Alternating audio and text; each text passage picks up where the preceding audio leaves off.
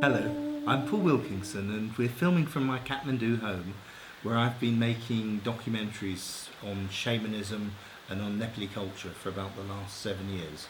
Today I wanted to introduce you to some of my Tibetan knives and to show a little bit of the relationship between the Nepali Shamanic Phurba and also a little bit about the other Tibetan metalwork. If you see me wincing, I've just discovered I've got a whole load of fire ants here, and so my arm is burning already. I didn't realise. So after this video, I'll be quickly removing everything and removing the plants as well. Fire ants are very small, and they make you feel like you're on fire. So if I'm involuntarily moving around, that's what that's about. So this is quite an interesting little knife because it's got a date on it, which is 1997, but it's obviously not like a 24-year-old knife. And the Nepali date is what's the Nepali date, Neeraj? 2078. 278. So that's how old? About 80 years. 81. 81 years. So that's it's not a super old knife, but actually very, very nice. And you've got like a dragon on there with a sun and a moon, and this shape for the blood to go, and then very, very nicely done with a sort of inlaid copper and iron on the handle, and probably horn.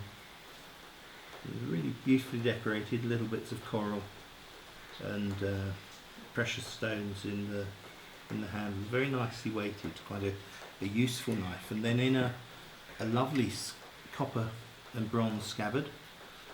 It's lost one of the rivets here. I'll see if I can get that fixed. And then it's got an extra hole where sometimes they're useful things like tweezers or ear cleaners and that sort of thing in the so they're quite practical. This is one of the knives I use myself. It's one of my favourites, and it's you've got a silver scabbard with lovely decorated shapes here with dragons and two figures either side of, I'm not sure what that symbol is. This one's a symbol for good luck, and you can see it's got a beautiful ivory handle. Nice straight blade. Actually the blades of the Tibetan blades are quite similar in shape to the Mongolian knives, the Mongolian daggers. And then it has two wooden chopsticks, slightly triangulated so they're easy to use, with the silver tops. Probably silver plate because you can see the copper coming through, so silver plated over the top of the. But very, very nice that's complete, and reasonably light as well and practical. So that sort of travels with me. I have to be really careful I don't take these sorts of things on planes because I'm so used to handling stuff. I don't really think of them like weapons. And this is a dagger, a Tibetan dagger.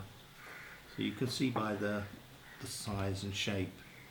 So this is more of a weapon, and that probably would have had silver or gold plate on the copper work. You can see it's actually very, very fine, and in there you've got the never-ending knot for good luck and good fortune, and in shamanism this is like a symbol for being true to your own path.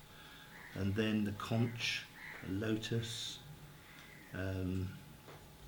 this is like, I think so it's got a pagoda, I think it is. So it's like the protection of the heavens. And the two fish and the wheel of Dharma down here, and decorations on the back. So again, really just a lovely object. It's hard to know whether this is original leather, but it probably is because it feels pretty soft and very warm. But a very nice object, and nice that it's complete. This I thought was Nepali, But I recently was talking to a dealer who deals a lot in Tibetan objects, and he thought it was probably Tibetan because of these two straws. I've been searching around trying to find out what these straws are for, because they're too short for for like drinking out of, and they're part of the kit. And so again, very nice that that's completed, and very high quality finish with this deer skin scabbard, this little decoration here. Would have had another object in the back, a very fine, beautiful knife, lovely shape to it. But what they thought was that these were probably for snuff, and that snuff is a lot more common for amongst the Tibetans than amongst the Nepali. So it's a shamanic knife, but with these snuff straws. Possibly also for hallucinogenics. There are certain plants and things that the shaman use. So I brought this out along with the Tibetan things just in case, because I think it's more likely that it's come from that Tibetan tradition. And then these two little knives, I'd have a much larger one of these at home that's a few hundred years old. Again with the probably, it's hard to say, I think it's probably bone rather than ivory. And then these layering of iron and copper, and then a silver. These are usually like 60% silver, and then you've got this traditional design, this decorative design, which I had always thought was lizard skin, but someone recently told me was probably yak tongue. So you've got this sort of bobbly design and little straight blades again. Really practical with this groove for allowing if it's being used for cutting something like meat, the blood drains away. The same with the shape and decoration again. Maybe that would have had gems in, because they're quite high quality, but the gems have come out. But very, very nice. And you see this interesting shape. I quite like the shape of the Tibetan shoes. You get these amazing felt shoes with these leather soles. They're now not really made or worn. I saw an amazing pair that had belonged, I think were a wedding gift of a friend's grandmother. And the whole family came to Nepal after the Chinese took over Tibet, and they came with as many belongings as they could. So in Nepal you'll quite often find Tibetan objects, because a lot of Tibetans fled with whatever they could carry. So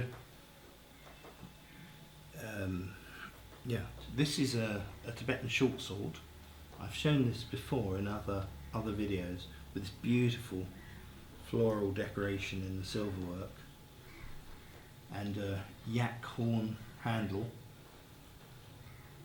and so, again, wonderful silver and a sort of lotus design at the top.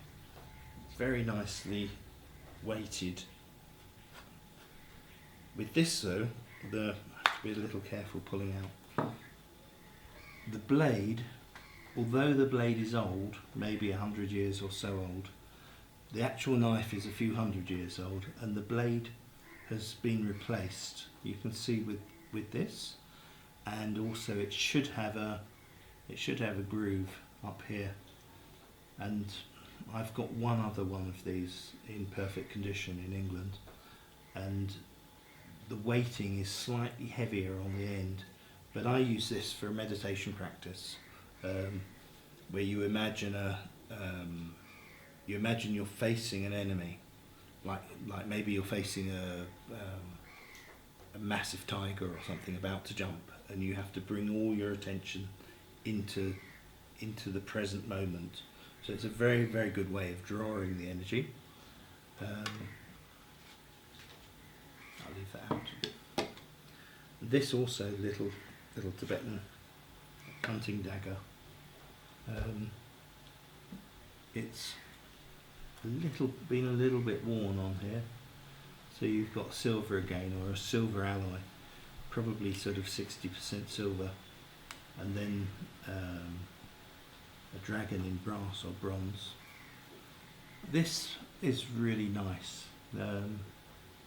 You can see where they've plaited the silver, and I've had other knives where they've got that sort of grip. This knife has been bashed around a bit, but you can see the groove is the blade is right. It's actually, the blade is lovely. It's got a very nice weight to it, really useful sort of size and weight. And then in a sort of shamanic context, the knives are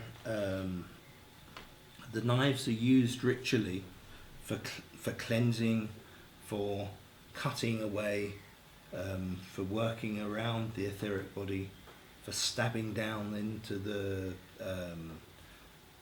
to destroy or pin down negative energy. So they're used in a similar way to the Phurba. So this is a Tibetan Phurba. I haven't yet decided if this is old. I don't think it's new. If it were really old, it would be very valuable. But I think it's under 100 years. It looks old, but it doesn't really feel really old. The quality of the carving is amazing. So you have a Vajra here, like a thunderbolt, and you've got a god at the top, a thunderbolt here, or a fierce formed Buddha, and a Makara that is like a composite animal, and then yawning a snake out of his mouth, and with the snakes here. What's unusual about this is you've got the snakes coming up at the back and down at the front. Normally the snakes are, this is a Nepali version, you see them rising up. Sometimes they're pointing inwards and sometimes pointing outwards. But that's a more traditional form. This is a Tibetan Phurba, but a shamanic Tibetan Phurba, and this is a Buddhist Phurba. So the reason I'm showing the Phurbas with the knives are because Phurbas are a form of knife. They're like a spiritual knife for cutting away, for travelling with, for journeying with. So you can see you've got this similar sort of, you've got the Makara here, sun and moon, but almost like an eye, and then the thunderbolt again, and with the heads around the top, and a lotus type of design rather than the Vajra on the top, and four-sided rather than three-sided. So the Nepali Phurba almost always three-sided. This is my own one that I use a lot. I carry everywhere. I think of it a little bit like my bodyguard, and it's this one's probably Gurung originally, and you see a lot of wear. But you've got the same thunderbolt design at the top, and the gods at the top, and then the top of it is often seen as a sort of transformative, transcendent quality. So you'll often have, sometimes in this case, you've got the Vajra, which is a symbol for limitless energy, but you've also got sort of tigers or like sort of spirit animals, or sometimes little figures of shaman at the top. So it's the sort of transcendent energy. I'll just show a little bit about the relationship between the silver work. So this is a Tibetan box. I'm not sure what that would have held.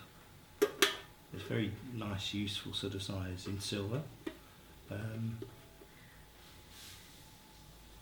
you've got this sort of figure, a little bit like the Makara on the back, and the deer with the wheel of Dharma set in a sort of forest where Buddha returned to after enlightenment. So you quite often get these figures of the two deer with the Dharma wheel on the tops of the temples and on the gates, which are if you're coming into a temple, and often on the four gates like a mandala around it.